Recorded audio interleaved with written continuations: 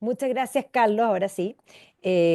Feliz, honrada de estar con ustedes nuevamente. Había sido difícil concertar una fecha porque siempre en las tardes yo tengo charlas, pues entonces es muy difícil encontrar un día libre, pero siempre con disposición se encuentra un día y siempre hay tiempo porque para los amigos hay tiempo siempre, porque cuando yo soy una convencida de que cuando uno necesita que alguien haga algo, hay que pedírselo a la gente ocupada porque la gente desocupada no tiene tiempo. Así que dicho eso, voy a compartir pantalla porque creo que va a ser útil poder ver ciertas imágenes, porque además voy a hacer un barrido histórico que nos permita comprender a qué estamos enfrentando, poder de alguna manera ver nuestra actualidad y lo que nos está sucediendo como país, pero en perspectiva de global, que sin duda nos va a clarificar muchas cosas. Y por lo mismo creo que además tengo muy buenas imágenes, algunas muy buenas caricaturas. Espero sacar alguna, más que alguna carcajada por ahí, porque siempre es importante. Y quiero que recuerden que el humor es algo fundamental, incluso para las cosas serias, porque los ángeles no vuelan porque tengan alas, los ángeles vuelan porque son livianos. Y el demonio cae por su propio peso. Y una de las cosas fundamentales es que nosotros tenemos humor y nuestro enemigo, sí, no lo tiene. Y por lo tanto, ya que sabemos que eso es así, hay que jugar un poco con eso, porque eso nos permite a veces comprender mejor. Así que voy a compartir pantalla. Ahí se ve bien. Sí, perfecto. Bueno, voy a iniciar con esta imagen que evidentemente nos dejó a todos paté. Yo esta semana, la semana pasada escribí sobre esto en el libro, pero evidentemente hoy día decimos que la democracia está en crisis, llamamos democracia a lo que no lo es. Y de hecho, si por elecciones fuesen, y es más, nosotros fuimos testigos de las elecciones robadas, digámoslo así, pero más allá de las elecciones robadas y de los gritos al cielo, de los guardianes de la democracia, finalmente esta semana el fraude se concretó y no pasó nada. Y es muy importante tener en cuenta que no va a pasar nada tampoco. Y de un poco de eso nos vamos a hacer cargo a lo largo de esta charla, porque es importante definir qué es la democracia, qué implica ser una democracia, mucho más que las elecciones, y eso es fundamental. Y por lo tanto, hay que volver a redefinir cosas porque dentro de la estrategia ha sido redefinir e incluso eliminar las definiciones de todo, generar una vaguedad completa. Vamos a ir a nivel mundial primero, pero en general se planteaba que nosotros estábamos en un mundo tripolar donde básicamente teníamos estas tres fuerzas peleando entre sí por quién iba a ser el próximo, digamos, líder mundial. Y aquí hay que decir varias cosas. Hoy día tenemos esta triada, porque efectivamente Donald Trump volvió a ganar las elecciones, pero esta triada no es tal porque en rigor aquí digamos, la disputa real es entre China y Estados Unidos. Y vamos a hablar de qué significa eso. Putin en realidad no tiene el peso, no tiene el peso para nada. Putin, la economía rusa pesa menos que la economía italiana, pesa menos que la economía solo del estado de Texas, un poco para que se hagan una idea, pero él es un muy buen jugador de póker y por lo tanto siempre nos hace creer que tiene mejores cartas que las que realmente tiene. Pero hace tiempo atrás nosotros vemos que la democracia liberal está en crisis, que hay gente que de alguna manera siente que vive en dictadura, gente que se pregunta si la democracia es tal, hay gente que de alguna manera está y vive bajo regímenes que no son democráticos. Lo que le está pasando a Venezuela es una tragedia, no es una dictadura, es una tiranía, lo que tenemos precisamente en Venezuela. Pero hay tiranías también en Corea del Norte, en fin, que es básicamente una monarquía hereditaria, digamos, desde que se instalaron en el poder. Y aquí es bien importante ver que solamente el 8%, y eso es una cosa que no dimensionamos, el 8% de la población mundial vive en una democracia total. ¿Ya? Dicho eso, hay que decir que los índices de democracia liberales han ido en retroceso. Y aquí tal vez sea importante ver este gráfico, no sé si lo ven bien, pero el punto de inflexión de la caída de las democracias liberales justamente viene en el año 19, año 20, viene una caída tremendamente importante de las democracias liberales. Y si nosotros esto lo llevamos a la población, la mayoría de la población mundial no vive en democracia, vive en autarquías o bien en gobiernos autoritarios, son gobiernos totalitarios también. ¿Ya? Por lo tanto, esta idea de que la democracia liberal está en crisis está presente hace tiempo.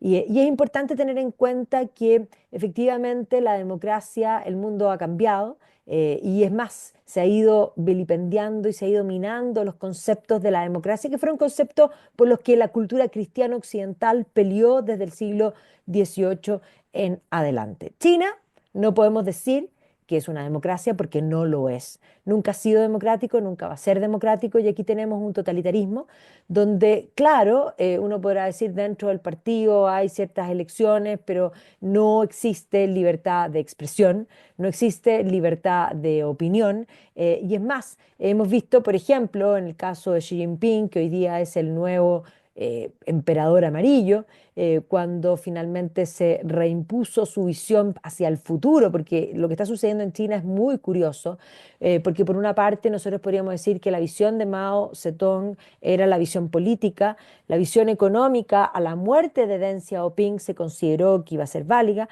pero en vida, Deng Xiaoping, o sea, en vida Xi Jinping ha logrado establecer su postura como la visión de futuro. Y por lo tanto tenemos este emperador amarillo, este nuevo emperador amarillo, que de democrático nada. Rusia tampoco es democrático. Rusia no es Occidente, nunca ha sido democrática, nunca va a ser democrática. Uno podría decir que es exactamente lo mismo la Rusia de los zares, autárquica, la Rusia soviética con los zares rojos y la Rusia de Putin. Básicamente son autarquía. Es más, sí, hacen elecciones. No podemos decir que en la última elección Putin sacó el 87,76% de los votos. Sóplame un ojo, sóplame el otro. O sea, aquí básicamente se maquillan a través de las elecciones, pero de democracia no hay nada. Y efectivamente, el garante de la democracia, digamos, quien lleva la batuta de la cultura occidental es Estados Unidos, pero nosotros vimos que durante la campaña hubo intentos de asesinato a un candidato, lo que no es muy democrático, digámoslo así. ¿Ya? Vimos también cómo de alguna manera se pensaba, se hizo el apoyo rápidamente a Kamala, pero finalmente ganó Donald Trump. ¿Ya? Pero claramente la democracia hoy está frágil, incluso en el Reino Unido, que es independiente de que sea monarquía, porque monarquía y democracia no son opuestos. La monarquía es opuesta a la república, pero hay monarquías inmensamente democráticas y hay repúblicas que no son nada de democráticas. Entonces, lo que más demuestra que el Reino Unido es inmensamente democrático es que incluso sus reyes comparten tumba con cualquier ciudadano que tenga mérito. Eso no sucede en ninguna parte del mundo excepto en el Reino Unido. ¿Ya? Y es más, cualquier ciudadano que tenga mérito es elevado a la nobleza. ¿Ya? Eso también es una muestra de la democracia. Pero este lugar que, digamos, el Reino Unido ha sido inmensamente democrático, también hoy está en crisis.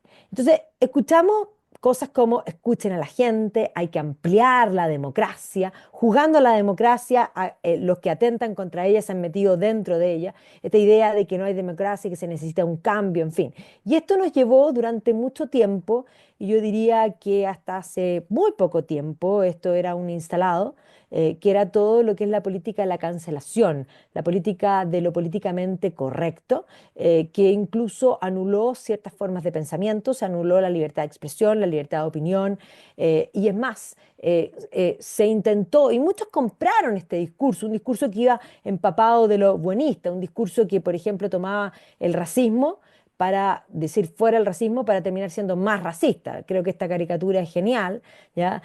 Por lo tanto, hoy día en el nombre del no racismo, son más racistas que nunca. ¿Ya? Una de las cosas que hay que plantear. Y aquí pareciera ser que George Orwell viajó al futuro, luego volvió al pasado, escribió un libro y básicamente de ahí nace 1984. Estamos hablando de un hombre que en el año 1948 visualizó un gobierno totalitario que intenta controlar incluso el pensamiento y que a través de las pantallas, hoy día estamos todos pegados al celular, va controlando la forma de pensar y crea realidades. Y es más, dice, una de las frases fundamentales de ese libro es que quien controla el pasado, controla el futuro. Y quien controla el presente, controla el pasado. Esa idea de cambiar la historia, de ajustarla a las sensibilidades de nuestro tiempo, es algo que se ha hecho hace tiempo, que la cultura woke, que hoy día yo diríamos tenemos un punto de inflexión, porque hoy día hay un respiro, hay una esperanza de que esto se termine, porque esto es un atentado contra la racionalidad. Si nosotros pensamos, hubo en el fondo una prohibición, y es más, ponerle estas alertas a la película de Lo que el viento se llevó, por ejemplo, por ser racista. Pero a ver, la película de Lo que el viento se llevó es una película que está ambientada en la Guerra de Secesión americana. La Guerra de Secesión americana precisamente se trata de terminar con la esclavitud. Por lo tanto, obviamente que el tema se tiene que tratar. No es una película racista. Sin embargo, la cultura woke va a considerar que eso es así. La cultura woke, por ejemplo, cambiando la historia, porque una cosa es la ficción, porque en la ficción nosotros vamos a tener generaciones jóvenes que van a creer que en la historia siempre un grupo de amigos era un blanco, un negro, un chino, una lesbiana, un gay, y siempre fue así. Y eso no fue siempre así, y eso hay que comprenderlo. La historia no se puede reescribir al antojo y ajustarla a las sensibilidades del presente. HBO sacó esta serie de Ana Bolena, donde la pusieron negra. Es que es una serie histórica. Ana Bolena no era negra. Enrique VIII jamás la habría mirado si hubiese sido negra. Y eso no tiene que ver con el racismo, eso tiene que ver con un periodo de la historia y con cierta historia que tiene que ver con ciertas culturas. En fin, si uno piensa, no sé, años atrás, y esto un poco cuando esto partió, porque esto partió como muy soft, pero por ejemplo, el cuento La princesa y el sapo es un cuento de los hermanos Grimm. Es decir, es un cuento que los hermanos Grimm, que son germanólogos, digámoslo así, recogen de la tradición alemana. Sin embargo, Disney lo pone en Alabama y lo reinventa desde el mundo, digamos, afroamericano. Y aquí viene la pregunta, ¿el mundo afroamericano, el mundo africano, no tiene cuentos fabulosos que tengan que, ellos mismos acusan de apropiación cultural, que tengan que apropiarse culturalmente de algo para degenerarlo? ¿Ya? Y eso básicamente sucedió durante mucho tiempo y nadie hizo nada. Comenzó a hablarse de las fake news, de la necesidad de controlar. Hoy día tenemos a un Zuckerberg diciendo que va a terminar con los fact-checking, lo que es una buena noticia, y reconociendo que el fact-checking era básicamente censura. ¿Ya? Y por lo tanto, esto políticamente correcto terminó con una de las cosas fundamentales de la democracia, porque la democracia no son solo elecciones. Y aquí me detengo un minuto, porque ¿qué implica la democracia? Por supuesto que elecciones, esa es una manifestación de la democracia, pero implica además el respeto a la ley, el respeto a las instituciones, el respeto a las minorías, porque hay que comprender que un gobierno que gana una elección es una mayoría circunstancial y por lo tanto es el aceptar de que hay ciertos derechos individuales que se deben respetar sí o sí, y esos son los derechos, a digamos, a la vida, a la propiedad, a la libertad, y evidentemente todas las libertades individuales como el derecho a asociación, el derecho a opinión, el derecho al trabajo, la libertad de trabajo. En fin, hay una serie de características que durante el siglo XVIII van a quedar plasmadas, que van a constituir lo que van a ser las democracias liberales y que hoy día están en crisis. Y aquí un poco hay que decir que la democracia está en crisis en todos los lugares. Lo primero que hay que plantear es que la democracia no es algo global. La democracia es una invención de la cultura cristiano-occidental. Occidente inventó la democracia, ¿ya? Y ahí, por eso cuando nosotros decimos China no es democrático, nunca ha sido, nunca va a ser, es que China no es Occidente. Y da lo mismo que hagan elecciones, y da lo mismo que se vistan igual que nosotros, no piensan igual que nosotros. Cuando nosotros hablamos de democracia, también tenemos que hablar, por ejemplo, del concepto de derechos humanos. El concepto de derechos humanos nace de la cultura cristiana occidental. Sin la visión cristiana no hay derechos humanos, como concepto general. Bueno, en China no hay derechos humanos. El derecho a la vida o la vida no tiene el mismo valor en China ni en Rusia que en Occidente. Occidente tiene un modo de ser particular. Entonces, cuando nosotros pensamos en Occidente, Occidente nace a la caída del Imperio Romano, no es la continuidad de Grecia y Roma, pero va a tener una característica particular porque va a tomar el modo de pensar del mundo griego, que es esa idea de que la verdad existe y la verdad se puede alcanzar. Va a tomar la estructura social y jurídica del mundo de los germanos y va a tomar el cristianismo. El cristianismo es la base, esa visión de mundo que considera que la persona humana tiene una dignidad intrínseca y que tiene un puesto particular y especial dentro de la creación, porque está creado a imagen y semejanza de Dios. Y por eso el ser humano es libre, porque Dios es libre. Nosotros somos el único ser no determinado por nuestra naturaleza. Nosotros podemos convertirnos en ángeles o demonios. Entonces, esta cultura occidental se va mezclando estos elementos. Ya para el año 800, Carlomagno se va a coronar emperador cristiano y vamos a tener todo un periodo que es el periodo medieval en el que el poder va a estar atomizado. No hay una concentración del poder. Lo primero que vamos a tener es el periodo feudal, donde el poder está dividido. Pero esta estructura va a quebrarse finalmente con la peste negra, porque la peste negra es un hecatombe donde va a morir la mitad de la población. Ni los señores feudales ni la iglesia pudieron responder a esta situación y por lo tanto la pospeste va a generar políticamente un gobierno muy distinto. Las personas, por naturaleza, cuando temen por algo, están dispuestos a renunciar a la libertad por seguridad. Esto ténganlo súper claro porque esto es un gran peligro también para el concepto de la libertad. Y por lo tanto, después de la peste negra, se van a consolidar los reyes, las figuras de, digamos, de los reyes, van a concentrar el poder. Los señores feudales van a empezar a perder el poder y por lo tanto esta concentración del poder va a hacer aparecer estos reyes que son famosos. ¿Por qué son famosos? Precisamente porque tenían un poder que reyes anteriores no tenían. O sea, pensemos los reyes medievales eran un rey más, era la última instancia de justicia, pero efectivamente tenían que cuidarse porque habían otros tan poderosos como ellos. O sea, básicamente había una competencia, digámoslo, que generaba una fiscalización. La concentración del poder va a terminar en lo que denominamos el absolutismo. Y aquí es tremendamente importante entender que durante el siglo XVII va a comenzar un cambio que es el racionalismo, es la segunda síntesis de Occidente, porque la primera síntesis es la escolástica. La escolástica tiene la visión de mundo que considera que hay un orden jerárquico, donde Dios es lo más importante, el hombre que está creado a la imagen y semejanza de Dios es lo segundo más importante y el mundo es lo tercero. Eso no quiere decir que esta gente dilapidara la naturaleza, no, pero hoy día nosotros escuchamos, y un poco voy a ir mezclando con lo de hoy, de que los derechos de la naturaleza no puede tener derechos, porque para que haya un sujeto de derechos tiene que también poder asumir deberes.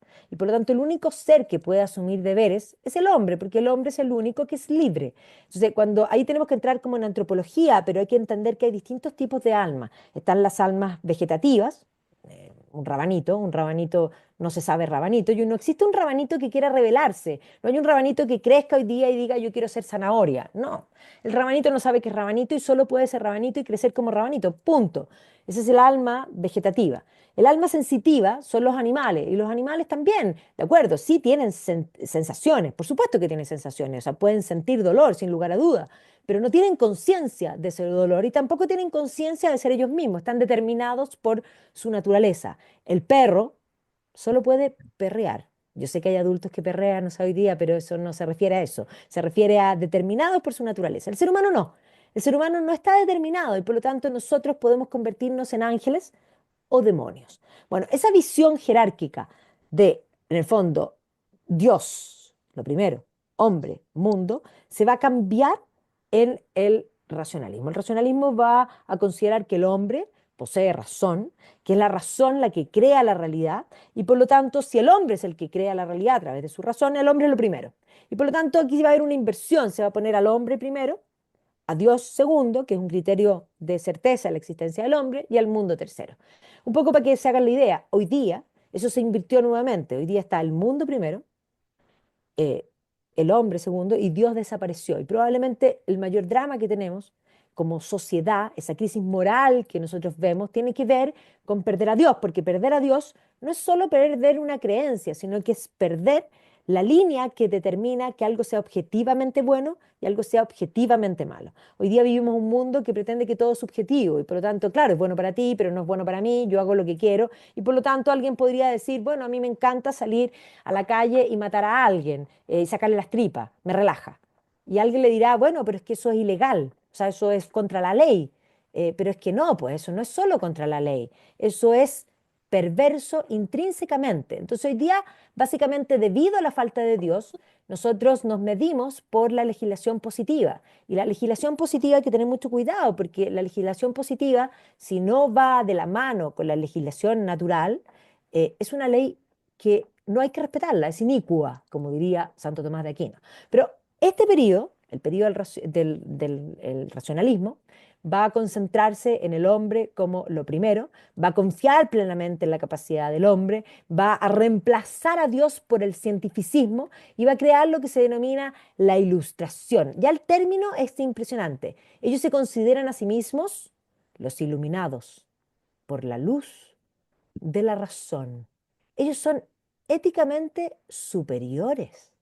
Ellos están llamados a transformar el mundo. No hay nada nuevo bajo el sol. Hubo generaciones soberbias, igual que hoy día. La diferencia es que esta gente al menos estudiaba, las de hoy día no estudian. Ya un poco para que se hagan esa idea. Y esto va a llevar a reinventar todo, a preguntarse, y esto va a hacer nacer la democracia liberal, porque básicamente aquí va a surgir la idea. La gran pregunta en política es quién es el soberano, quién ostenta el poder. En la visión escolástica, evidentemente era Dios. Pero en esta nueva visión racionalista, quien ostenta el poder es el hombre. La política moderna nace de la idea de la soberanía popular y por eso tenemos las elecciones. Entonces, estos tres personajes que tenemos aquí son los que van a hacer nacer lo que es el concepto de la democracia liberal. Y que hay dos tipos de democracia liberal y me voy a detener un poquito en explicar aquí. Les presento aquí al señor Hobbes. Este es el primer pactista, el primero que considera la soberanía popular. Pero este es muy distinto porque él considera, todos tienen en común, de que hay un estado de naturaleza, que hay un pacto y que hay una sociedad que se crea por ese pacto. Eso lo tienen en común los tres. Pero Hobbes cree que en el estado de naturaleza, un estado inventado porque nunca existió un estado de naturaleza, nadie nació en un estado de naturaleza, esto es una teoría para explicar un algo. Pero claro, en el estado de naturaleza el hombre es malo. Él se enfoca en la maldad del hombre, en la envidia, que tiene razón. Hay muchos hombres envidiosos. La envidia es algo que nace en el ser humano, es un tipo de tristeza, de hecho, y que la envidia lo que produce es tristeza en el alma por el bien ajeno. Entonces, los envidiosos no son nunca felices. Y la envidia es un gran motor porque genera rabia interna. Y básicamente lo que él plantea es que el hombre es un lobo para el hombre no pueden vivir tranquilos porque los hombres son malos, son envidiosos, le quitan las cosas al otro y que para poder vivir en paz hay que hacer un pacto y se necesita constituir un Estado que sea castigador. Hoy día muchos consideran que esa es la fórmula más autoritaria. Hoy día varios validan la idea de un Estado castigador con tal de tener paz, es decir, están dispuestos a renunciar a libertad por seguridad. Entonces, Hobbes ya lo plantea en ese tiempo, pero me voy a detener en estos dos. John Locke considera que en el estado de naturaleza el hombre es bueno. Bueno, pues si el hombre es bueno y no es malo y no se quitan las cosas, ¿para qué queremos un pacto? Pero él dice, no, el hombre tiene derechos que son anteriores al pacto. Esos derechos son el derecho a la vida, a la propiedad, a la libertad. Y esos derechos son inalienables y son del individuo. Y por lo tanto hay que hacer un pacto y hay que crear un Estado muy pequeño. ¿Y por qué pequeño? Porque los derechos son de los individuos. Y si el Estado fuera grande, podría pasar a llevar los derechos de los individuos. Y esto es lo que va a llevar a la visión de lo que llamamos Estado subsidiario. El individuo está primero que el Estado está al servicio del individuo, y básicamente la libertad es más importante que la igualdad.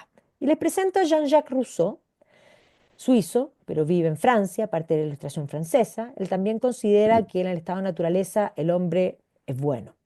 Él dice que el hombre era bueno, era nómade, corría libre, a popelé por las praderas, pero de pronto el hombre se sedentarizó y comenzó a acumular. Y así como Locke considera que la propiedad es inalienable y que es un derecho intrínseco del ser humano, Rousseau va a considerar que la propiedad es el origen de todos los males porque genera la desigualdad y que el hombre que era bueno perdió esa bondad. Y por eso el contrato social parte diciendo, el hombre nace libre y bueno y se lo ve por todas partes encadenado y corrupto. O sea, el hombre era bueno, el hombre empezó a acumular, el hombre generó la desigualdad y por lo tanto perdió la bondad. ¿Qué hacemos? Dice él. Bueno, hacemos un contrato social, elegimos un Estado que tiene que ser muy grande, porque él cree que solo el Estado puede devolver la bondad perdida. ¿Y cómo se había perdido la bondad? Ah, por la acumulación, por la propiedad, por la desigualdad. Entonces, ¿Cómo devolvemos la bondad? Bueno, redistribuir. Entonces, para él, la igualdad es mucho más importante que la libertad. Y no solo eso, para él, el Estado es mucho más importante que el individuo. Bueno, y esta es la discusión política desde entonces y hasta hoy día, ¿ya? Dentro de Occidente. O sea, estos personajes están muertos, enterrados hace rato, pero claro, Rousseau va a inspirar a la Revolución Francesa, John Locke va a inspirar a digamos, a la independencia americana, y hay que comprender que después de todos estos eventos va a comenzar todo un periodo de democratización. Cuando decimos democratización, la democratización va a ser en muchos aspectos, ¿ya? Básicamente hay que entender que hoy día nosotros, ¿qué le pedimos a un gobierno? Le pedimos que controle la inflación, ¿ya? Que le pedimos que de alguna manera no gaste más de lo que produce, le pedimos cosas particularmente económicas, pero los estados antes tenían como función, entre otras cosas, la censura. La censura era común, pero es esta visión de la democracia liberal la que va a considerar que la censura no corresponde y van a ganar, entre otras cosas, la gran batalla de la libertad de expresión, de la libertad de opinión, de la libertad de asociación, que van a ser parte de este tejido que vamos a llamar democracia. El romanticismo es un movimiento fundante, un movimiento que va a cambiar muchas cosas, un movimiento que va a repensar muchas cosas, y por lo tanto dentro del romanticismo se va a cuajar el socialismo. El socialismo es el fruto del secularismo, el secularismo pavimenta el camino al socialismo, de los nacionalismos, y básicamente explica en gran medida las transformaciones que se van a dar durante el siglo XIX, que básicamente vamos a pasar de una confianza y una certeza de que la verdad existe, y la verdad se llama Dios, una certeza, este Adán está confiado entregando su mano, a la idea de que Dios no existe y que por lo tanto el hombre es el centro. Y aquí hay que decir que Ujú. durante y como fruto del romanticismo va a ser la figura de Friedrich Hegel el que va a inventar una religión laica. La filosofía de Hegel es trascendental porque él va a inventar una religión laica, en el cual no solo se va a hacer cargo de la larga duración y un barrido por explicar en lo que él va a llamar la filosofía de la historia, va a intentar explicarse toda la realidad y va a crear, dice que la máxima expresión del espíritu, y el espíritu es toda la realidad, es el Estado. O sea, este es el primer estatista completo. ¿Ya? Y entendamos una cosa, estos jóvenes hegelianos que han abandonado la religión, han abandonado a Dios, van a abrazar una nueva religión. Y aquí me detengo, porque cuando yo digo han abandonado la religión que existía en Occidente, han abandonado a Dios, la religión no necesariamente implica a Dios, puede implicarlo. ¿Qué es religión? Religión viene de religare, latín, volver a unir. Es lo que te une como ser, lo que te da propósito y te da sentido de vida. Eso lo hace Dios, es verdad. Pero cuando Dios no está, como decía Chesterton, cuando el hombre deja de creer en Dios, cree en cualquier cosa. Y por lo tanto, esta visión de Hegel se va a convertir en una religión laica.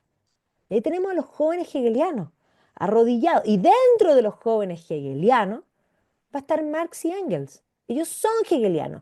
El marxismo es una religión laica, atea, que quiere terminar con la religión anterior porque son refundantes y por lo tanto, así como Moisés con las tablas de la ley, van a bajar con esta nueva religión, van a construir un nuevo relato de esta idea de opresores y oprimidos. La historia entera es la historia de la lucha de clases y por lo tanto es el socialismo lo que va a liberar al mundo. Entonces, un poco para que se hagan la idea, en 1870, después de la declaración del Segundo Imperio Alemán, después del triunfo de los prusianos sobre Francia, se va a declarar el primer gobierno comunista en París, la Commune, que ya voy a hablar de ella, por eso lo menciono, que no va a resultar, ¿ya? Pero efectivamente son estas pulsiones de esta nueva religión las que quieren tomarse e imponer, digamos, el poder. Mientras tanto, se produce la democratización no solamente en lo que yo planteaba recién, básicamente en la libertad de expresión, de opinión y todas esas libertades individuales de primera línea que se van a ir ganando, sino que hay que entender que el Estado no solo tenía digamos, como rol la censura, sino que piensen ustedes que era tan poco democrático que existía hasta un código de vestimenta. O sea, las personas no se podían vestir como querían. Cuando nosotros vemos películas hoy día y vemos siglo XVIII, esa gente que usaba peluca, la peluca no era una moda. que eso es lo que muchos no entienden hoy día. La peluca implicaba un rango. Las personas no se podían vestir como querían, ¿ya? Quien usaba peluca tenía que ganarse la peluca, ¿ya? Y por lo tanto, si alguien se ponía una peluca y no le correspondía socialmente, era multado por el Estado. Y esto no solo la peluca, los sombreros también. Entonces, esto es súper importante porque esto va a cambiar durante el siglo, digamos, XIX. Piensen ustedes que Charles Dickens escribe Oliver Twist en 1834. Y en ese libro, él dice, parte el libro comienza con el que era el guardián de la workhouses donde llega Oliver Twist, donde vive Oliver Twist. Y este guardián era un hombre que se llama el señor Mumble. ¿Y qué dice Dickens? El señor Mumble es un hombre muy respetable. Usa un sombrero de 3 puntas y tiene un bastón con una empuñadura de plata. Pero después nos sigue describiendo el personaje. Y es un señor que en realidad no es un caballero para nada, es lo más picante que puede existir. ¿Qué está diciendo Dickens? Dickens está diciendo que en su tiempo, 1834, cualquiera usa un sombrero de 3 puntas. Ya no los puedes diferenciar por el vestir. Toda la historia de Occidente fue diferenciadora en el vestir. Hoy día, si nosotros miramos, hoy día nada se diferencia de nada. Hoy día todos se visten iguales. Hay diferencias que son sutiles, pero por ejemplo, las platas nuevas siempre van a buscar que los logos sean muy grandes, obvio. ¿Ya? Pero básicamente se visten todos iguales. Bueno, durante el siglo XIX además se va a producir la ampliación del electorado, las reformas que van a permitir en el tiempo, entre otras cosas, que los hombres voten. O sea, hay que entender cuando hoy día nos dicen las mujeres estaban ausentes, no votaban, es que 5 minutos antes los hombres tampoco votaban. El voto era censitario. Solamente podían votar los hombres que tenían un cierto patrimonio. Ese patrimonio era alto. Eso se va a ir bajando durante el siglo XIX y recién para la década de 1860 vamos a empezar a tener un sufragio masculino universal. ¿Ya? Y junto con eso, inmediatamente después, va a ser John Stuart Mill, el último liberal clásico, el que va a pedir por primera vez el voto femenino, que la izquierda no lo va a querer. Y no lo va a querer porque las mujeres eran conservadoras y no votaban por ello. En Chile, el que pide la primera vez el voto femenino es un conservador, Abdón Cifuentes. Y la izquierda tampoco quiso que las mujeres votaran. Por lo tanto, aquí hay que entender que la mujer va a ir, en el fondo, el movimiento sufragista va a ir siendo permeado por la izquierda y después va a ser coaptado por la izquierda, que ya voy a ir a ese punto después. Pero efectivamente, la última mitad del siglo XIX, las mujeres van a empezar a pedir el voto. Pero en 1914 el mundo, básicamente esta Belle Époque, este mundo de la abundancia, va a encontrar su fin con la Primera Guerra Mundial. Este mundo, además del optimismo, de la idea del progreso indefinido, va a encontrar su fin con la Primera Guerra Mundial, que es un shock impresionante, es como caerse al pavimento sin mano. Y durante la Primera Guerra Mundial va a producirse la Revolución Rusa. A ver, Lenin va a cambiar la teoría marxista. Marx pensaba que la revolución iba a llegar sola, que había que tomar palco y que era una fase natural del capitalismo. El capitalismo tenía muchas virtudes, decía el propio Marx, había multiplicado la riqueza, pero el problema es que tenía dentro de su contradicción interna lo que él llama la teoría de la plusvalía, que hacía cada vez más ricos a los ricos y cada vez más pobres a los pobres. Y por lo tanto iba a llegar un minuto en que los pobres no iban a poder consumir y por lo tanto el capitalismo naturalmente iba a colapsar y iba a dar paso al socialismo. Pero Lenin se da cuenta que eso no va a ser así. Y Lenin lo que hace es reingresar, y esto es súper importante porque aquí la idea de la violencia física como una forma de hacer política. ¿Y por qué digo reingresar? Porque en la historia siempre la violencia física fue la forma de hacer política. Si uno piensa en la Edad Media era equivalente al Game of Thrones. Game of Thrones es una serie de ficción, pero es muy realista, donde efectivamente mueren todos, es una cosa impresionante. Pero es un juego de poder, juego de tronos. ¿Y cómo obtengo el trono? Bueno, para quitarle el trono a un rey, tengo que matarlo. No existe un rey depuesto, ¿ya? Por eso los ingleses dicen, the king is dead, long live the king. O sea, el nuevo rey. Bueno, la violencia era la tónica. Lo que hace la democracia liberal cuando se crea es reemplazar la violencia, que era la tónica de siempre, por el voto. O sea, parten de la base que para ser democrático, la violencia queda fuera. Y por lo tanto, que es súper importante porque Lenin la reingresa y eso demuestra que Lenin es esencialmente antidemocrático. ¿ya? Como concepto, ¿ya? Pero Lenin va a validar la violencia, va a tomar el poder por la violencia, va a reemplazar la guerra mundial por la guerra civil, y posteriormente, cuando la guerra termina, Europa está destruido porque Lenin entiende que ha hecho la revolución en un lugar donde no se ajusta a la teoría, porque Marx escribió por una sociedad industrial y Rusia era una sociedad agraria. Y por lo tanto, después de la guerra, el Comintern, la Internacional Comunista, que quiere exportar la revolución, va a llamar a producir octubres. Lenin radicaliza la revolución en el mes de octubre y por lo tanto cuando se habla de hacer la revolución en otro lugar se va a hablar de octubres. Octubres en otros lugares. El año 19, después de la guerra, año 20, en Italia se conocen como el Bienio Rosso, los 2 años rojos, donde Antonio Gramsci, que era el líder del Partido Comunista Italiano, básicamente se van a tomar las industrias y por lo tanto las guardias rosas de ocupaciones van a hacer lo suyo. Y en contraste a esto va a surgir el movimiento de Benito Mussolini, que era un socialista, que fue expulsado de su partido, pero que va a crear un movimiento que van a ser brigadas de choque, porque él es un socialista. Benito Mussolini no es un hombre de derechas, es un hombre de izquierda que considera que nada, todo dentro del Estado, nada fuera del Estado, pero es un nacionalista. Él quiere todo Estado, pero lo quiere con pizza, tarantela y tiramisú. Y el problema con los comunistas es que los comunistas son internacionales. Entonces, el año 19-20 en Italia va a ser complejo. El año 19, Bela Kun se va a tomar el gobierno de Hungría y va a haber intentonas de revolución en Alemania que no van a cuajar. Pero básicamente el año 19 y 20, esta marea roja intenta tomarse el poder en muchas partes y por lo tanto como respuesta a esta internacionalización y a esta idea de convertir a los países en satélites de la Unión Soviética, van a surgir los socialismos nacionalistas. El partido nazi se llama Partido Nacional Socialista Obrero Alemán. Yo no sé qué parte del socialista no han entendido, porque la gente habla de ultraderecha y de derecha no tienen nada. Entonces, básicamente lo que impera es el socialismo nacionalista o más bien internacional. Y efectivamente son los gobiernos de, por una parte, de Hitler, que sí, Hitler mantiene la propiedad privada, pero es el Estado el que establece quién produce y cuánto produce. Por lo tanto, es un estadista igual, ¿ya?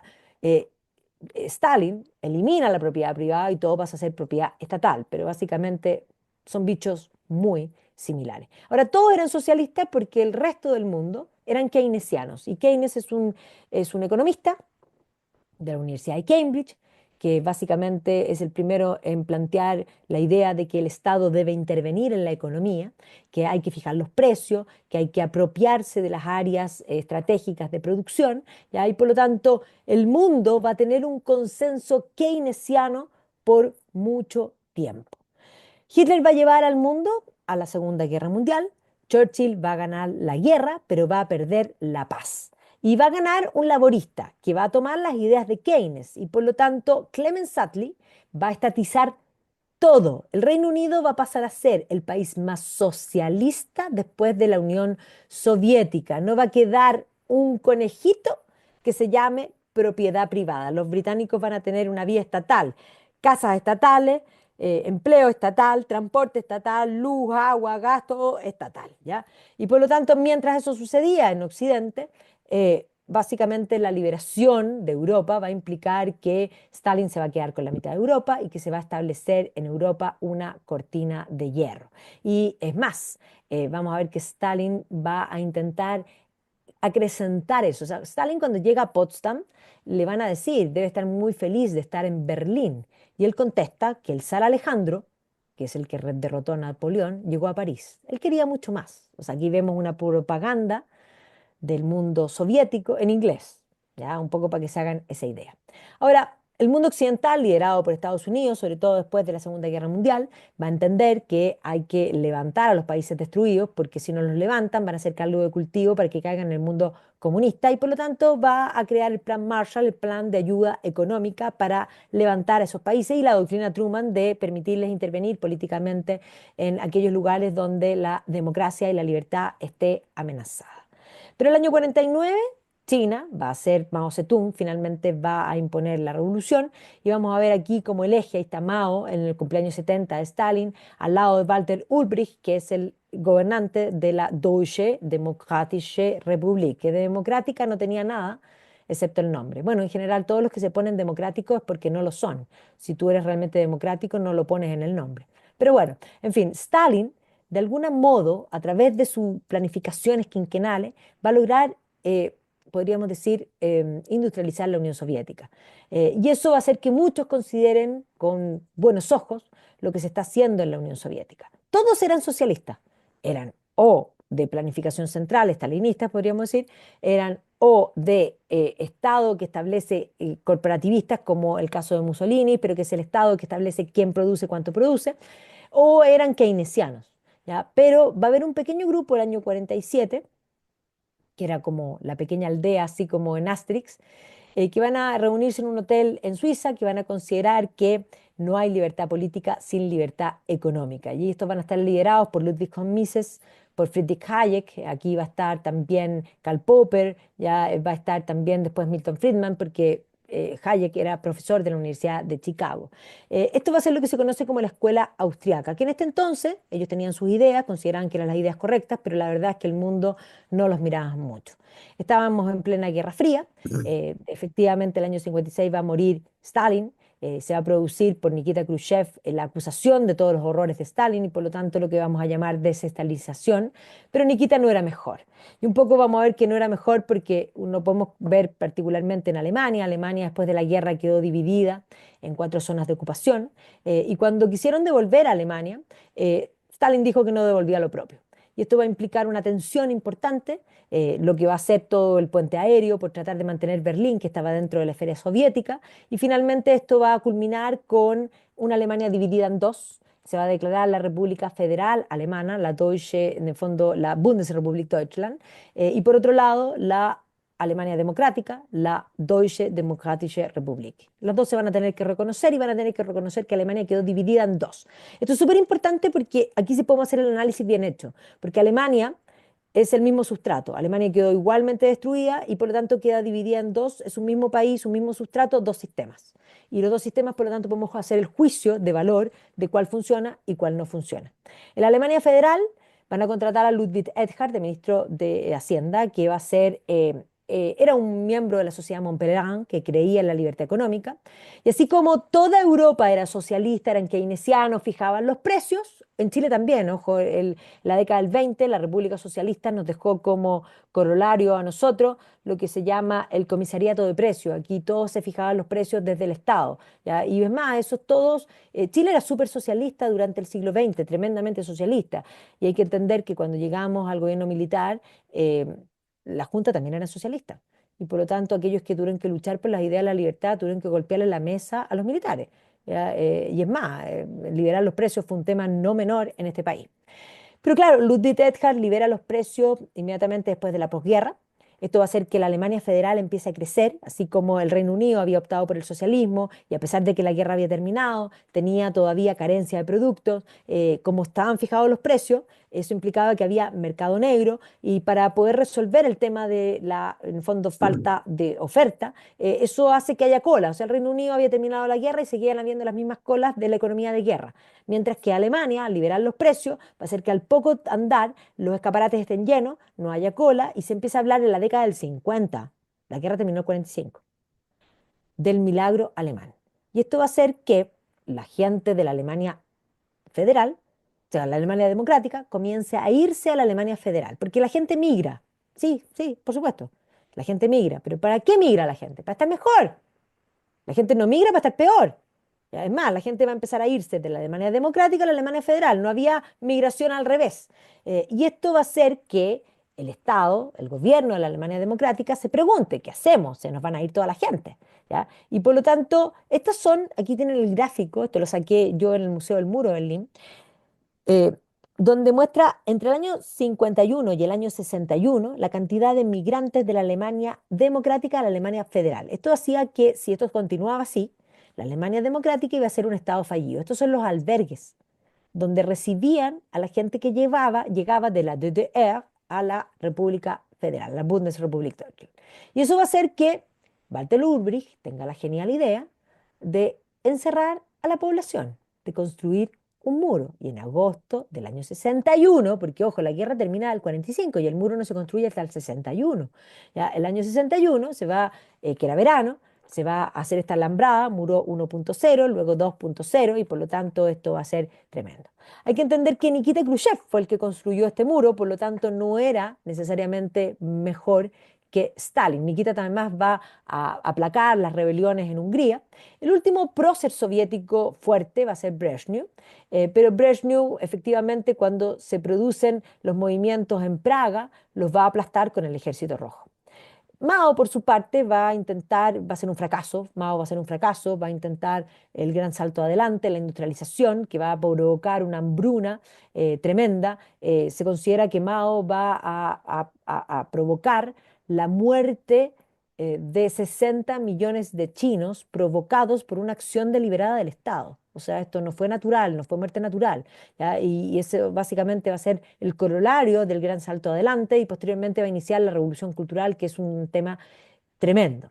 Ahora, es importante decir que, sobre todo para que tengamos claro lo que nos pasa hoy día, que el marxismo se va a reinventar ya desde la posguerra, en la llamada Escuela Crítica de Frankfurt, que surge antes, surge un poco antes, pero empieza a cuajar en la década del 50. La Escuela Crítica de Frankfurt son marxistas, pero no se llaman a sí mismos marxistas, son esos que ya se ofenden cuando les dicen comunistas. ¿Ya? Ellos son estructuralistas. ¿Ya? Estructuralismo, entendamos que Marx, cuando escribe, dice que la base, él habla de la infraestructura y la supraestructura. La infraestructura de la sociedad es la economía, porque Marx endiosa la economía. Y dependiendo de cómo sea la infraestructura, es como son las supraestructuras. Si la economía es burguesa, el arte es burgués, la cultura es burguesa, en fin, todas las expresiones, la política, en fin. Entonces, si yo cambio la economía, yo cambio la sociedad. Entonces, cuando hablamos de estructura, y ojo, cualquier persona cuando habla hoy día y te dice, esto es un problema estructural, entre líneas están diciendo, sin decirte que son marxistas. ¿Ya? Y eso hay que comprenderlo. ¿Ya? Entonces, estos estructuralistas van a reinventar el marxismo, van a redescubrir a Antonio Gramsci. Antonio Gramsci muere en la década del 20, o sea, más bien va a ser tomado prisionero, escribe los cuadernos desde la cárcel, que Hadwe escribía ahora también desde la cárcel, un poco para copiarle a Gramsci. Pero bueno, en fin, Gramsci va a escribir sus cuadernos desde la cárcel, estos estructuralistas alemanes lo van a redescubrir y creo lo que planteaba Gramsci, que la revolución no había que hacerla desde abajo, sino que había que hacerla desde arriba, que los marxistas tenían que apropiarse de la cultura, la educación y los medios de comunicación. Y eso es lo que va a comenzar a hacer la escuela crítica de Frankfurt. O sea, van a ser gramscianos y ellos van a exportar a Gramsci. Y entendamos que dentro de estos personajes, donde está Teodoro Adorno, Horkheimer, está Habermas, por ejemplo, Marcuse va a terminar siendo profesor en California, ¿ya? En Estados Unidos. Entonces, es súper importante la influencia de este grupo. Entonces, es el marxismo 2.0, la reinvención y la penetración del aula. O sea, es esta acción de la Escuela Crítica de Frankfurt la que explica mayo del 68, la revolución estudiantil en Francia. ¿Ya? En Francia aquí tenemos que evidentemente tiene un componente marxista. Estos son rayados de las salas de clase del año 68. O sea, yo no estoy viniendo aquí con cuentos. Y aquí vemos las manifestaciones. El capitalismo no funciona. Siempre contra el capitalismo. Hay que refundar. Y aquí, miren, aquí los artistas, los intelectuales, revolucionarios con los estudiantes. Los estudiantes. ¿Por qué los estudiantes? Porque los estudiantes son jóvenes que no comprenden muchas cosas, pero que básicamente son temerarios, tienen poca templanza, tienen poca fortaleza y son súper fáciles de manipular por la misma ignorancia que en general tienen. Y por lo tanto, los estudiantes siempre va a ser el foco de este tema. En esa revolución del 68 en Francia aparece este rayado. Vive la Commune. La Commune fue el gobierno comunista del año 1870 en París. O sea, son comunistas, abiertamente. Y eso es Francia, esto va a ser, inmediatamente después van a venir las revueltas en Alemania esta manifestación con el Che Guevara. O sea, el Che Guevara es esta cosa así romántico, revolucionario, latinoamericano, en fin. ¿Ya? Esto es Ámsterdam, el movimiento Provo. Ellos hablan del provotariado. Estos son los que inventan las performances. Y este grupo en Ámsterdam son los que comienzan a hablar de legalizar la droga y del aborto libre, para que vean que aquí esto no es nuevo ni nada nuevo bajo el sol. Y ahí aparece John Lennon, la Yoko Ono, con la protesta con las bicicletas blancas. Piensen ustedes que el año 59 Fidel había logrado, junto al Che Guevara, terminar con la revolución en Cuba, y una revolución que se va a manifestar después del incidente de Bahía Cochinos y la crisis de los misiles, abiertamente como la revolución socialista. Lo va a decir él, y efectivamente hoy día no tenemos ninguna duda al respecto. Pero esta presencia del marxismo en Cuba va a hacer que el marxismo no solo quiera penetrar lo que es las comunicaciones, la cultura, la educación, sino que también va a buscar permear otras instituciones y entre ellos la iglesia. Y va a ser en Latinoamérica donde va a surgir lo que llamamos la teología de la liberación. No basta con rezar, Marx llamaba a la acción, hay que actuar. Abandonen los colegios de élite y váyanse todos a las poblaciones, ¿ya? Y por lo tanto, esta idea de que el Che Guevara y Cristo son dos revolucionarios idem, ¿ya? Y por lo tanto, esto va a permear muy profundamente en Latinoamérica y particularmente en la refundación de los jesuitas. Los jesuitas van a permearse con la teología de la liberación desde entonces y hasta hoy día, ¿ya? O sea, los jesuitas fueron fundados por Dios y fueron refundados por el marxismo, ¿ya? Un poco para que se hagan esa idea, ¿ya? Por otro lado, esta escuela crítica de Frankfurt se vuelve a reinventar desde lo que vamos a llamar la deconstrucción. La realidad no es tal, sino que todo es una construcción. Y tú para encontrarte contigo mismo te tienes que deconstruir. Esto es como el triunfo final del romanticismo. El romanticismo básicamente apela a las emociones, a los sentimientos por sobre la razón. Este es el triunfo del sentir por sobre el ser. ¿Ya? Y por lo tanto, aquí tenemos a las figuras de Derrida, de Lacan, ¿ya? Y por otro lado de Foucault, esa idea de yo soy lo que me siento. Y si yo me siento, no solo aquí esto atenta contra la racionalidad, yo me siento caracol, ¿ok? Pero ustedes me están viendo y yo no soy caracol. Pero ustedes me tienen que reconocer que yo soy caracol. Y alguien que me vaya a decir que no soy caracol, porque yo quiero que el Estado reconozca que yo soy caracol y que mi carnet diga que soy caracol. Y ustedes me podrán mirar y decir, pero no es caracol.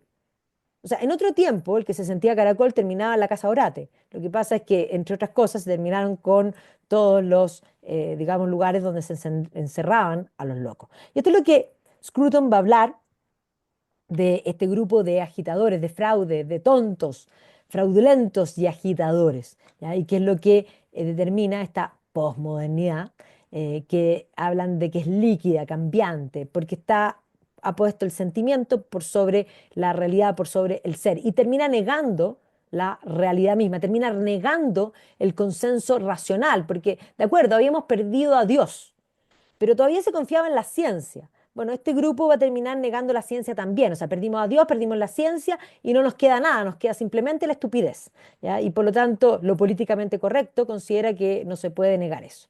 Entonces, teniendo en cuenta esos cambios filosóficos, vamos a tener la muerte de Mao, ya precisamente el año 76, el ascenso de Deng Xiaoping, que va a decidir que esto es un desastre, ha muerto 60 millones de personas por culpa de las malas decisiones económicas, y va a decir no importa de qué color sea el gato, y va a comenzar con las reformas económicas de lo que es China.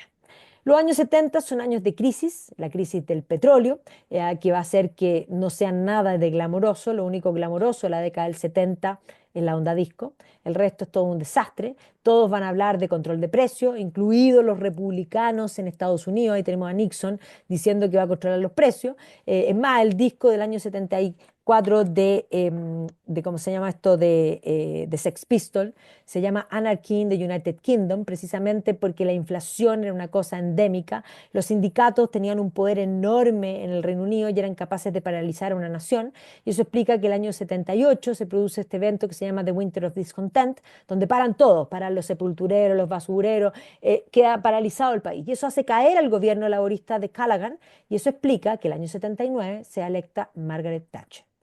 Margaret Thatcher cree en Hayek, cree en el grupo de Montpellier. Ella cree que no hay libertad política si no hay libertad económica. Y ella decide desmantelar todo el Estado socialista que se había creado en el Reino Unido. Ella tiene claro que el socialismo fracasa cuando se acaba la plata. Si alguien tiene alguna duda, espérense un par de años más porque la plata ya se acabó. Ya no hay plata y no va a funcionar la promesa que les hicieron. Esto se suma a que el año 80 llega Ronald Reagan. Y esto se suma que el año 78 llega Juan Pablo II. Por otra parte, Brezhnev, que era el último prócer importante de la Unión Soviética, que tenía el poder económico, el poder militar, se va a meter en Afganistán, va a entrar la crisis del petróleo que también va a afectar y esto va a generar que la Unión Soviética realmente esté en una situación económica deplorable y esto va a hacer que a la muerte de Brezhnev viene Andropov, después viene Chernenko y finalmente se elija a Mikhail Gorbachev, que no era mejor que ninguno, era igual de malo. Lo que pasa es que va a gobernar con las vacas flacas. Y esto va a implicar que tenga que hablar de perestroika, de mayor apertura, de glasnost, de transparencia, pero no se olviden que se le sucede Chernobyl y de transparencia a las pinzas. Pero claro, estaba en el huracán y tuvo que conversar. Y todo esto explica la caída del muro de Berlín el 9 de noviembre de 1989. El muro de Berlín cayó porque quebró. Eso es. Y detrás del muro de Berlín va a quebrar la Unión Soviética. Y por lo tanto, de la hoz y el martillo van a pasar a la pala y la escoba. Y el tío Fidel, que estaba apoyado por esto, va a quedar solito. Y es más, algunos van a hablar del fin de la historia y de la muerte del comunismo. Para efectos de Rusia, bueno, Rusia efectivamente va a dar una vuelta, Yeltsin, y finalmente va a llegar el nuevo zar y van a caer literalmente en la misma. Por otra parte, hay que entender que Alemania, que había perdido la guerra, había ganado la paz, porque a la caída del muro va a venir la unificación.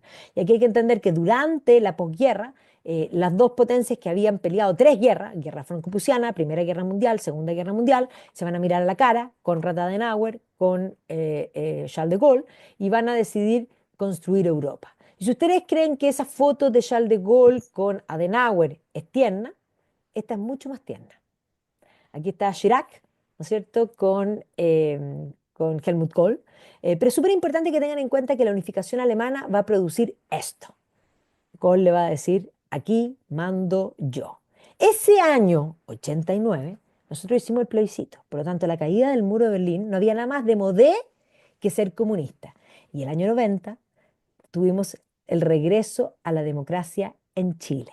Por lo tanto, todos los que eran socialistas se habían vestido de oveja y no eran tan socialistas, pues ellos no querían quedar fuera de la situación. Y por lo tanto, el tío Fidel estaba solo, solo, le llovía sobre mojado. Es más, estaba tan solo que cuando el año 90 gana Lula, él decide inventar en el fondo el Foro de Sao Paulo y posteriormente el Grupo de Puebla para invitar al hemisferio, para no dejarlo solo y apoyarlo y reinventarse con las ideas del socialismo para el futuro. Nunca esperaron que vinieran estos vientos bolivarianos y que Chávez tomara el poder. ¿Ya? Y Chávez fue un respiro para la izquierda, porque con los dineros de Venezuela y drenando a Venezuela, se pudo inventar el socialismo del siglo XXI con vientos bolivarianos. Y mientras eso sucedía, nosotros estábamos viviendo los mejores 30 años, súper tranquilo, Chile cambió, Chile es un oasis, ya tenemos una linda casa en un mal barrio, y venía la transición, la alternancia en el poder, ya. Entonces esto era fantástico. Un poco para que se hagan la idea, 2001 tuvimos el tema de las Torres Gemelas. Esto hizo que a nivel mundial hubiese un tema importante, hablar del eje del mal, el propio Bush va a hablar de eso. Luego va a venir Super Obama, que todo se iba a arreglar cuando muriera Osama Bin Laden. Un poco para que se hagan la idea. Y en Chile, el año 2006, comienzan los movimientos estudiantiles. Por una educación gratuita, la rebelión se justifica. ¿Ya? El año 2008 se produce la crisis subprime y por lo tanto el capitalismo no funciona, tiene problemas intrínsecos, hay que intervenirlo. Los nuevos keynesianos que creen que hay que intervenir la economía se visten de gloria y majestad y básicamente Obama un poco se apoya en las ideas de los nuevos gurús que tienen amigos, ya Piketty con en el fondo el capital, el otro modelo, y por otro lado la Matsukato que también va a tener amigos, como pueden ver, que son los nuevos ideólogos. Y así nosotros llegamos al 2011, donde el nuevo movimiento estudiantil, permeado de marxismo, habla del aula de clases a la lucha de clases. Y ahí están los próceres, jóvenes que son básicamente activistas políticos, miembros de las federaciones estudiantiles, que reprueban muchos ramos, que básicamente los plazan por secretaría, porque si no lloran, ya jóvenes bastante poco preparados, que comienzan a incluso a destruir las universidades, porque las universidades cuando dan un título tienen que ser garantes de ese conocimiento, yo los pongo en duda, ¿ya? Pero mientras eso sucedía, el mundo, Europa, estaba con problemas con el estado de bienestar estaba quebrado, España habla de eliminar las prebendas y comienza a aparecer el movimiento de los indignados, ¿ya? Estos indignados de que les quiten básicamente los derechos y comienzan a hablar de que no hay democracia real en España. Y hablan de necesidad de democracia ya, de extender la democracia, de esta idea del asambleísmo. ¿Ya? Lo llaman democracia, pero no la es. Y esto, ojo, en inglés apoyando a los españoles. Nadie esperaba la Revolución Española. No es la crisis, es el sistema, ¿ya? Y mientras tanto, además, viene el problema de Grecia. Grecia había entrado a la Unión Europea, pero estaba endeudado hasta los dientes y por lo tanto daba lo mismo que regalaran el Partenón y todas las, digamos, todos los vestigios monumentales que tiene Grecia, estaban endeudados hasta las masas. Y esto es genial, porque esto es Grecia. Y aquí está la bandera española con la griega, están apoyados. Estamos despiertos, ¿qué hora es? Ya es hora de que se vayan. Esto es Grecia. Esto es Grecia. Los soldados de abajo tienen pollerita griega. Sin embargo, aquí en rojo y amarillo aparecen no pasarán, o sea, los colores de España. No pasarán es la consigna de la pasionaria, que es la llamada Dolores Ibarrubí, llamada la pasionaria, durante la Guerra Civil Española. Es una consigna conocida políticamente del mundo republicano. ¿Qué tiene que ver esto? Bueno, estaban todos financiados por el mismo personaje, Chávez. Chávez financiaba a Podemos, Juntas Podemos y a Syriza, ¿ya? Y no solo financiaba a Podemos y a Syriza, sino que también financiaba a Jeremy Corbyn y a Bernie Sanders en Estados Unidos. Por lo tanto, esta nueva izquierda tenía amigos y se estaban reinventando, hartos amigos, ¿ya? Y esto es lo que denominamos básicamente el marxismo cultural, ¿ya? Y básicamente es la penetración de la cultura, la educación, los medios de comunicación y ahora la consigna, la calle, el relato que el capitalismo no funciona, hay que terminar con el fascismo, todo lo que no les gusta lo llaman nazi, da lo mismo que lo sea o no lo sea. Para ello simplemente es la forma. Fin del Fondo Monetario Internacional, porque son unos ratones. No a la privatización del agua, esto es El Salvador, ¿ya? Porque básicamente, miren aquí, esto es mucho antes de la pandemia. Y esto es el grupo que se llama Black Lives Matter, contra el racismo, que hablan de left roof y la frase que dice ahí, nothing to lose but our change. ¿Dónde está esa frase? En el manifiesto comunista. O sea, el grupo era marxista antes de la muerte de Floyd, porque los vimos aparecer a este grupo Black Lives Matter. O sea, se visten de racismo, pero en realidad es marxismo, ¿ya? Economía justa para todos.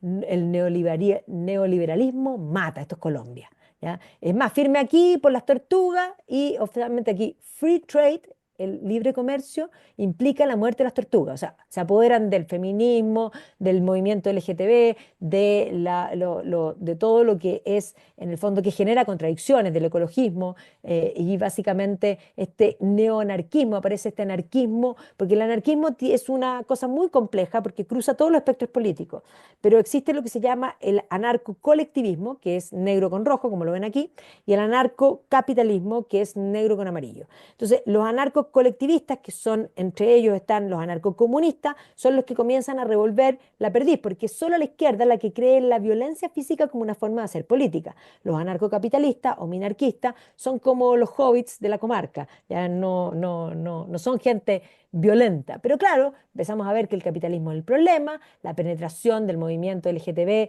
con Lenin. Lenin era un homofóbico por excelencia, en el fondo mataba, y ahí vemos el Pride de Londres con fin del capitalismo. Y la invención del Lenin, digamos, 3.0. Este marxismo cultural comenzó a establecer un relato y así como el flautista de Hamelin lo fue llevando a todo, esta nueva izquierda, con esa idea de que si no comulgas con estas ideas, eres mala persona. Y eso llevó, por ejemplo, en Chile, a que la derecha dijera, yo soy de derecha, pero no soy tan de derecha porque soy buena persona. ¿ya? O sea, a comprarse esta historia.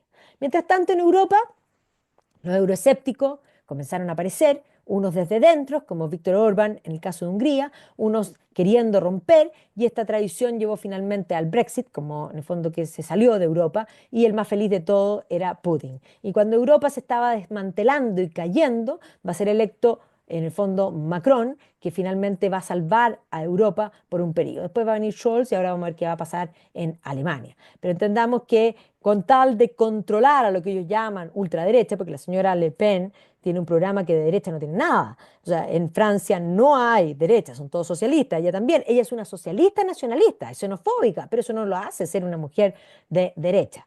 Mientras tanto, Putin se considera el elegido, de alguna manera el piadoso, y él habla de Europa como gay Europa. Y cuando efectivamente Ucrania plantea que quiere entrar a Europa, el oso va a roncar. Va a tomarse Crimea, va a ser un referéndum súper democrático y posteriormente va a construir un puente para terminar de tomarse Crimea y el mundo entero va a titular, porque él se va a subir a un camión, va a cruzar el puente y el mundo titula Putin sabe manejar camiones. No entendieron nada.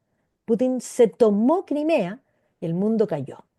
Macron se va a enfrentar a los chalecos amarillos, estos movimientos de clase media que se van a levantar contra Francia. el aumento, claro, el costo de los combustibles. Sin embargo, este movimiento también va a ser permeado por otras causas, ¿ya? Y por lo tanto, aquí vamos a ver que esto mismo también va a suceder en Inglaterra, donde Jeremy Corbyn, que no es un laborista normal, es un marxista, va a tener amigos también, como ustedes ven aquí.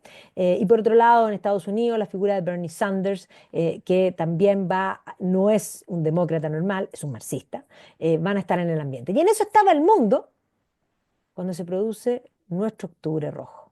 ¿Ya? Y el relato, no son 30 pesos, son 30 años, nueva constitución, asamblea constituyente, la idea del asambleísmo, y el modelo neoliberal nace y muere en Chile.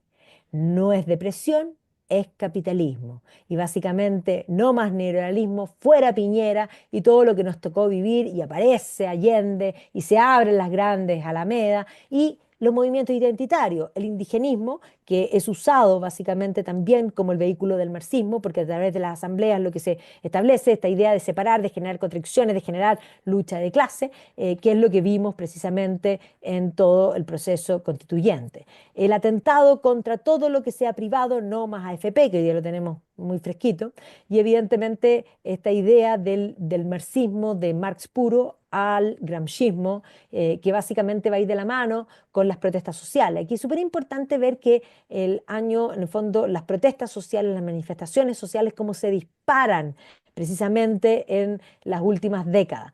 Estas son las manifestaciones del año 19. Nosotros somos grandes, ¿de acuerdo? Estábamos mirando todo lo que nos pasaba, pero esto era mundial. Esto estaba pasando al mismo tiempo en muchas partes, ¿ya? Si no hay pan para el pobre, no habrá paz para el rico, ¿ya? Luchen hoy día para un mejor mañana. El puño, Black Lives Matter. Esto es Chile, esta es la primera línea. Pero estas son las protestas en 19 países al mismo tiempo. O sea, esto no es casualidad, ¿ya? Estas planificación de revueltas que evidentemente va a molestar al primer gobierno de Trump, porque antes no se mueven, porque durante Biden estuvieron tranquilitos, vamos a ver qué va a pasar precisamente ahora. Y estos que gritan abiertamente, vestidos de gramscismo, y que quieren matar a la gallina de oro y que quieren matar también a la democracia. Y ahí apareció Elon Musk diciendo no, libertad de opinión. Y hoy día a esto se le suma también Mark Zuckerberg, ¿ya? Y se le suma Disney, porque perdió las ventas. Y ahí se le suma Walmart, que terminó con su programa de integración. Y se suma también Facebook, que también terminó con su programa, Meta, básicamente, con su programa de inclusión. La inclusión era obligatoria, pero básicamente es para intervenir a las empresas y para permear de toda esta ideología de corte marxista. Así que claro, ahí estábamos que China estaba derrocando a Estados Unidos. Ya Estados Unidos sigue teniendo un presupuesto militar mayor. Xi Jinping quiere ganar la guerra y claro, soltó el virus, exactamente. Y la economía se enfermó y cuando la economía se enferma, cuando la economía no funciona, la política tampoco y por lo tanto eso fue muy fácil para que hubiese nuevas revueltas sociales en todas partes del mundo. Y estas revueltas sociales empapados de el movimiento Antifa, es decir, del movimiento de anarcocomunismo, y contrario al capitalismo, y permeados de la deconstrucción, quieren reconstruir todo. Entonces, lo que nosotros vimos aquí en Chile es mundial. Este es el pobre Cristóbal Colón, que es un pobrecito que va a ir de mal en peor porque efectivamente no llegó primero, no supo dónde llegó, llegó a ser millonario, le quitaron todo, murió sin ni uno, pero bueno, tenía, el continente no tiene su nombre, pero se quedó con un país, Colombia, pero al menos tenía feriado y tenía escultura. Ahora no tiene feriado, no tiene escultura, o sea, va de mal en peor, pobrecito. ¿Ya? Así que ahí Colón, pero no solo Colón, los Founding Fathers, porque nosotros aquí vimos todo cómo atentaron contra todo, pensemos Baquedano como ejemplo, pero ciertamente esto era mundial. ¿Ya? Los símbolos religiosos, o sea, lo que hicieron aquí con San Francisco, con las iglesias que ardieron, es mundial. ¿Y por qué la iglesia?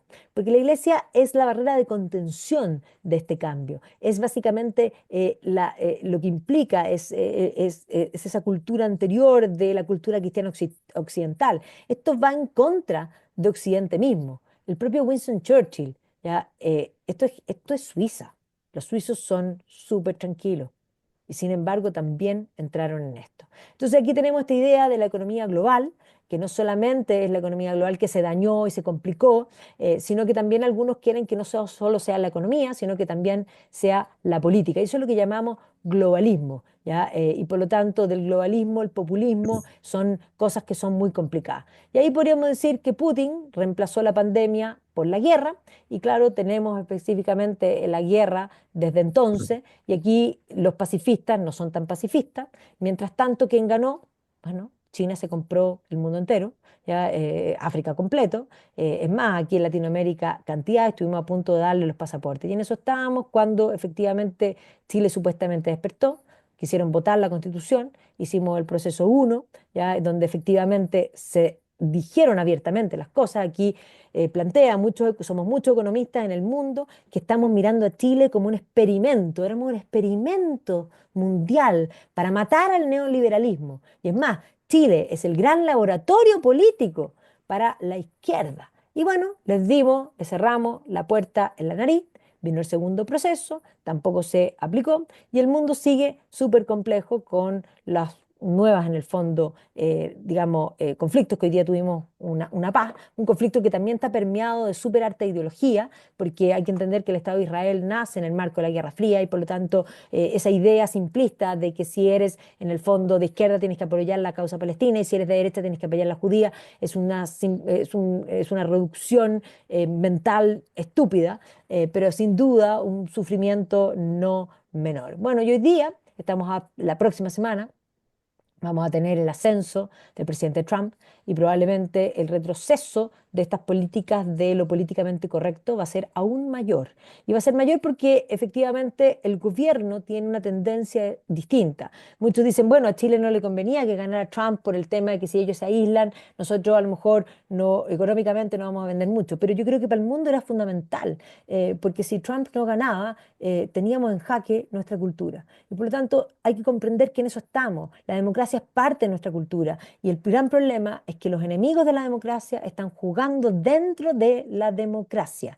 Y hay algunos que no entienden quiénes son los enemigos. Por eso hice todo el barrido histórico de lo que es el marxismo y cómo el marxismo es una serpiente que va cambiando y que tiene múltiples cabezas. Entonces hay que entender quién está al frente. Ellos no van por poquito, ellos siempre van por todo. ¿Ya? Y por lo tanto, negociar con ellos es peor que negociar con terroristas, que no se hace por principio. ¿Ya? Así que dejo de compartir